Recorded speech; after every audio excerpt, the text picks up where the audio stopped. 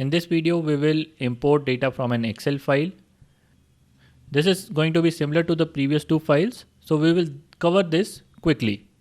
Let us first check out the data in our Excel file. This is the file that we are going to import, customer data underscore east. This data is similar to the data that we have imported previously.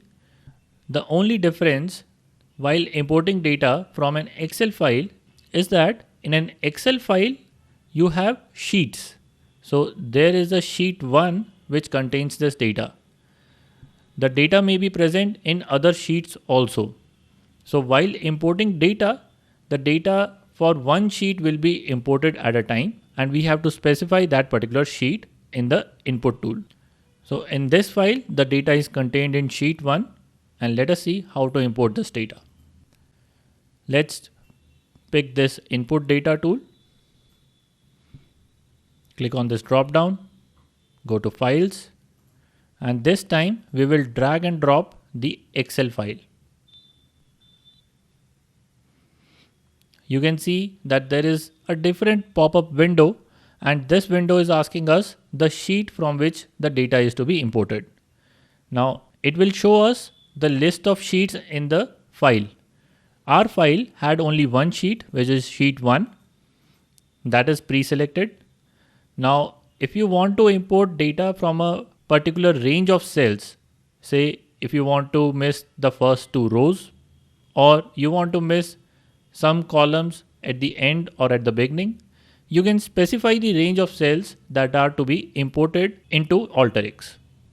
However, for our data, we want to import the entire data, which is why I'm not ticking this checkbox. Click on OK here.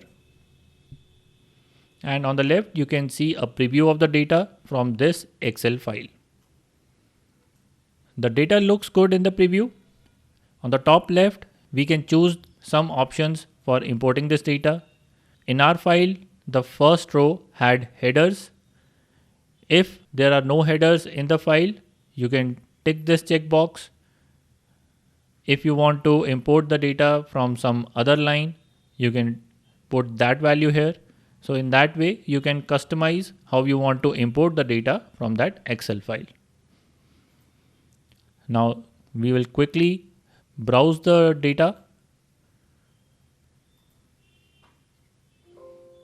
In the result window, you can see the 220 records that are coming from this Excel file.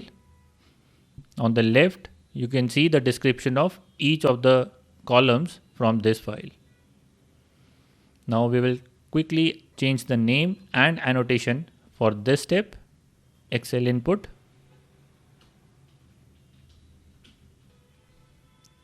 Importing Excel file.